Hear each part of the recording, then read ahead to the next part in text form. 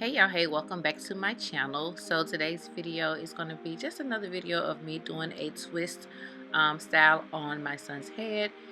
This one is basically going to be just a recap, but I tried to slow it down and get a couple more zoomed in motions for you guys so you can actually see how I'm twisting, because I do get a lot of questions about that.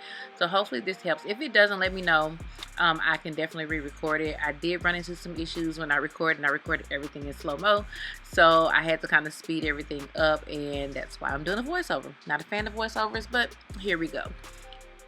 So first things that I do, as you guys know, is I part his hair into sections and then I blow dry. Blow drying is an option. You don't have to do it. It's just an option. I prefer to work with his hair blown out. If you're looking to elongate your style and stretch the hair, then I definitely recommend that you blow the hair out. And pardon me for chewing my gum, y'all. That gum was good. Anyway, so yeah, I'm just blowing his hair out so I can get it to where it'll be easy to part. For the blowout, I did put some heat protectant on there. It's the Cantu heat protectant, and I'll try to remember to put the descriptions of all the products I use in the description box. Okay guys, so remember I am doing a voiceover because everything in this video has been sped up, so my voice is probably going like a chipmunk in the actual video. But this is what I'm telling you. The comb that I prefer to use is this rat tail comb. Has the metal end, and then it has that little piece. I can't remember the name of this comb, but it's definitely a recommended comb for me because it makes parting much easier. If you notice, the hair is parted in 4 sections, but those sections are not neat. So what I'm going to do is get my shining jam, and I always put it on the back of my wrist, just so it'll be easy access. I don't have to keep dipping into the bowl, and plus it don't get underneath my nails that way. And I'm going to go ahead and put that on the part of the hair, right? And when I put it on the part of the hair, I'm going to go back and I'm going to actually part the hair again to make that line a little more crisp.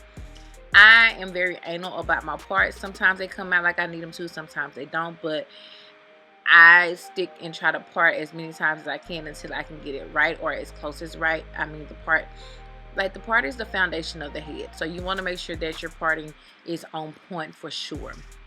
So I'm going to go ahead and I'm going to part his hair, and then I started at the top, and then I went back to work on the back section of the hair just to continue that part down the middle.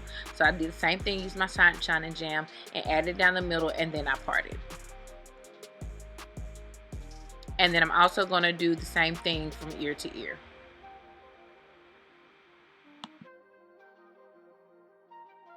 Also remember, when using the shining jam, this is a water-based product, so if your client has super curly hair, I would definitely be careful about how much I use of that. If I'm dealing with a client that has like very curly hair or very coarse hair, sometimes I use shining jam and I mix it with beeswax. But in this particular case, I know what his hair can take, so I just use the shining jam. That's my go-to. It works, but you can definitely use the Murray's beeswax, and that'll help you to lay down your part in your twist as well. So I'm going to go ahead and section these back into the sections and continue to part.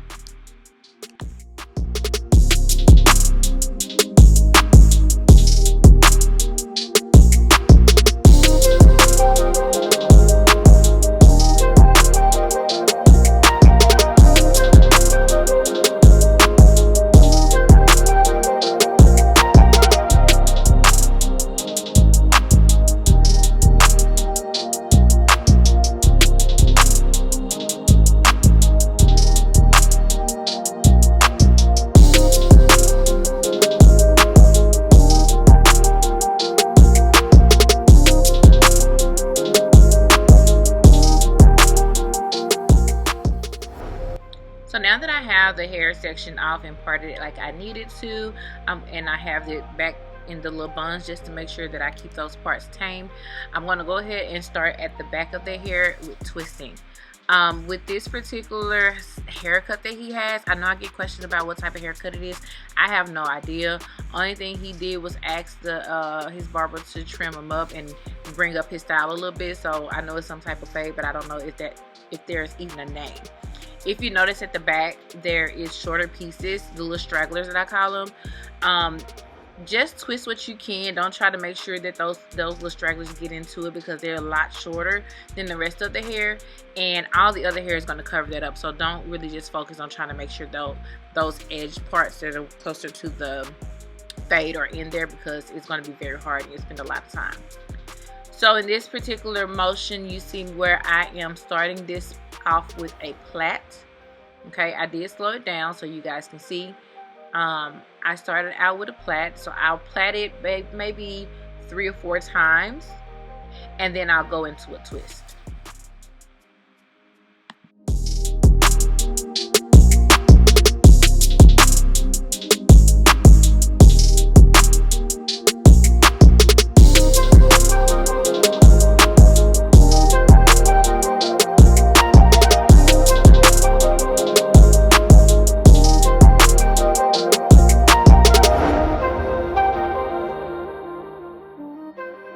Now that I've plaited it, did the plait for 3 or 4 times, I'm going to grab and combine 2 pieces of hair, and I'm just going to start my twist.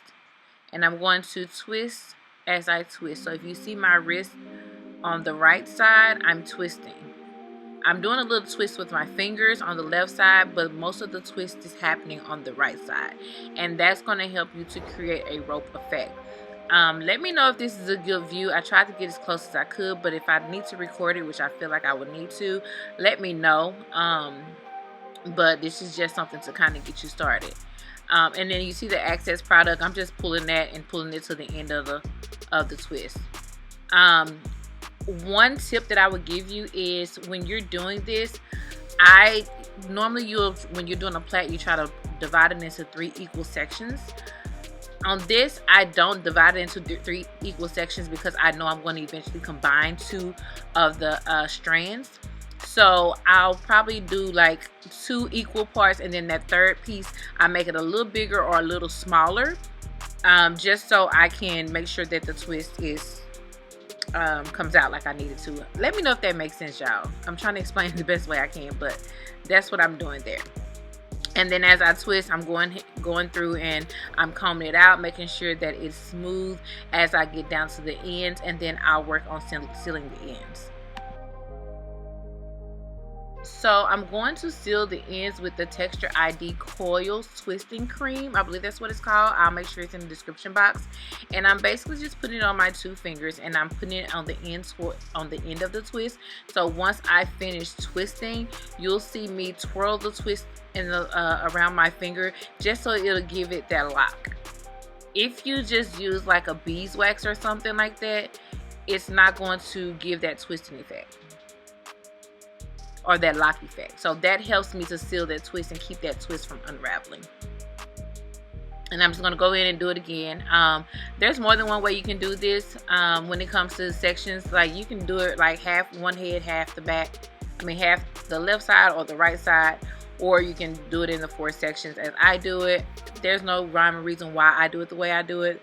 That's just how I always start, because of the way that I blow dry his hair. But there's no right or wrong way. Whatever is comfortable to you. And here I am continuing to twist as I twist. And remember, when you're twisting, to use that twisting motion on that right hand.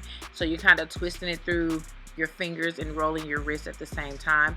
And then you're going to continue to seal.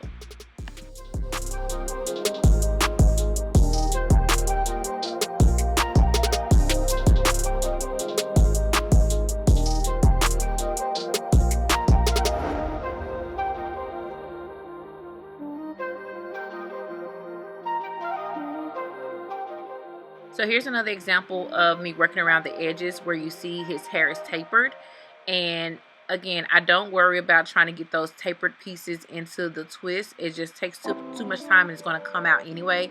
So I don't even bother with it. And again, once you finish the entire head, as you will see, the hair is going to fall over that anyway, so you won't even be able to notice it. So just don't focus your energy on trying to put those small pieces in there. It's not even worth it, because they're going to come out anyway. So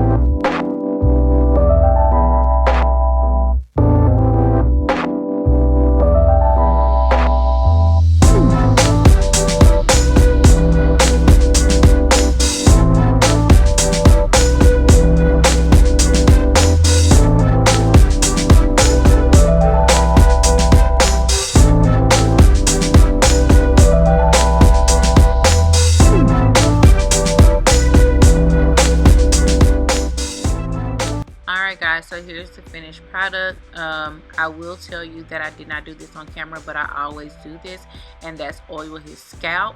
At the end, make sure that you're oiling your client's scalp. That is a very important piece to me. I know he's not going to do it, so I definitely make sure I try to do it for him. And here he goes.